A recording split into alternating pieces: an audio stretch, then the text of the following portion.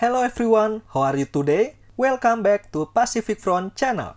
The month of November is almost done and dusted. And as always, it's time for us to look back at what happened in the Indo-Pacific region in November 2022.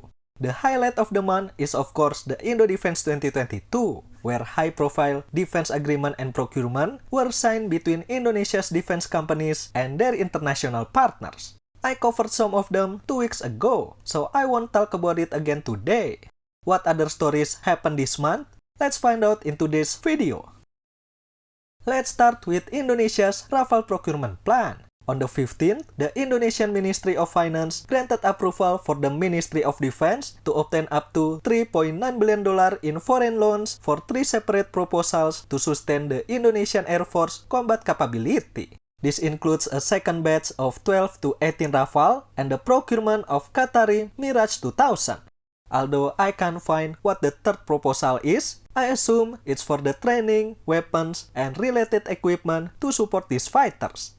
However, a few days later, a member of parliament from the First Commission, part of Indonesia's parliament who oversee defense and foreign affairs matters, asked the government to re-evaluate the Mirage procurement plan from Qatar. According to him, the plan violates the Law No. 16 of 2012 about defense industry, which requires the procurement of defense equipment to include transfer of technology, offset, and local content, which will not be obtained when buying second-hand equipment.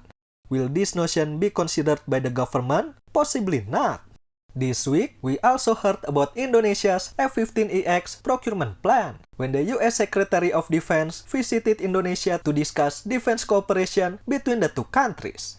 During the press conference, Indonesia's defense minister said that the negotiation with Boeing for the F-15 is going very well and the final decision now lies with the Indonesian government. In Indo Defence, Boeing and Indonesian Aerospace signed a MOU for strategic cooperation on manufacture, support, and maintenance of defense equipment and training. Boeing hopes this MOU may lead to more definitive agreements with Indonesian Aerospace should Indonesia select the F-15EX as part of its defense modernization efforts. People believe these two events will lead to big news coming in December. Let's wait and see. Still from Indonesia, on the 16th, a keel-laying ceremony of 2 OPVs for the Indonesian Navy took place at PTDRU Shipyard in Lampung. As we remember, the first steel cutting ceremony was held in August 2021, and after a year has passed, information about its sensors and subsystems become clearer. Last year, we learned that Havelsan will provide their advanced combat management system, and the hardware and sensors will be provided by Thales Netherlands. Recently, an electronic warfare solution provider, Electronica, has chosen to equip these vessels with their radar electronic countermeasure systems. The system selected by the Indonesian Navy is composed of 2 jamming antenna subsystem or GASS and can cooperate with other onboard electronic warfare sensors and actuators. Moreover, it can integrate with all currently available CMS. However, there is a slight change in its weapon system.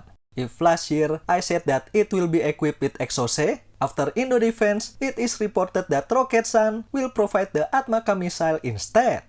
The 2 OPVs, designated as OPV-90 and OPV without a number, are meant to strengthen Indonesian naval power and to fulfill a gap between patrol vessels and corvettes. Both vessels will be equipped with the same sensors and weapons, with the difference in the availability of hangar facilities. From what I see, this OPV procurement has more significance than it seems. Not only will it be equipped with advanced systems usually found in Western vessels, but also change the Navy's naval strategy for the better. The Navy now has multiple local sources to fulfill their needs of new vessels, reducing reliance on foreign-made ones, and at the same time, boosting competitiveness and innovation for the local private shipbuilders. Open up a possibility for new buyers both locally and abroad. Moving on to Australia, the US and Australia are planning to expand the infrastructure of Tyndall Air Force Base in Northern Territory so it can accommodate the US B5-2 bombers. The expanded base will have parking area for up to 6 nuclear-capable B-52, including a storage facility to support flight line maintenance and storage for aircraft support equipment. The US Department of Defense had budgeted $14.4 million for squadron operations and maintenance facilities at Tyndall. Regarding this, the Chinese Foreign Ministry spokesperson told reporters that China urged the parties concerned to abandon the outdated Cold War and narrow-minded geopolitical thinking and to do something conducive to regional peace and stability. He added defense and security cooperation between countries should not target any third parties or harm the interests of third parties. The US ambassador to Australia avoided commenting directly on the B-52 plans, but said the US is determined to support peace and stability in the region through diplomacy, dialogue, and deterrence. I cannot believe I would agree with the Chinese spokesperson, but he is right. Although the new facility will be used only for rotational deployment of the B-52 and not as a permanent base for the US bomber squadron, its presence may affect the interests and security of surrounding neighbors, particularly Indonesia. But after the US and Chinese presidents shook hands a day before the G20 summit and promised to the world that there will be no new Cold War nor invasion of Taiwan, we can be at ease for now. To end today's video, I have a story from China. Indonesia is not the only one in Asia who held a defense event. Way up north in Zhuhai City, China held a biannual event called Air Show China 2022.